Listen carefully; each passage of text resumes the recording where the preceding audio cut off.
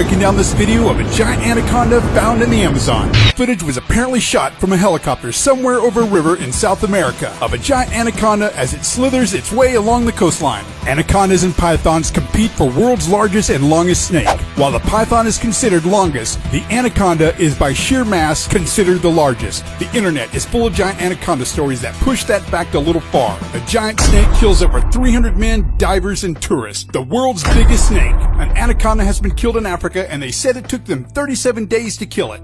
The creators of these hoaxes don't even take the time to confirm basic facts, such as anacondas aren't even found in Africa. While this giant anaconda has yet to be completely debunked, it's pretty easy to see that it's Photoshop. Why would I assume fake? Because number one, common sense. And number two, something that large would create a lot of motion in the water. And as you see by the image, there's no hint of a wake or even a ripple. But anacondas are real live creatures that if they choose could very well eat us. And I'm sure that there's some huge massive monster lurking around somewhere in the range of 28 plus feet, but not hundreds of feet. As far as this video is concerned, I've tried finding the original image they used on the net, but so far no luck. But that doesn't mean I should count it as real. Why? Because common sense yet again. Let's break down this video real quick. Number one, the only thing moving in the video is the snake. Everything else is stationary, including the boat over here on the river.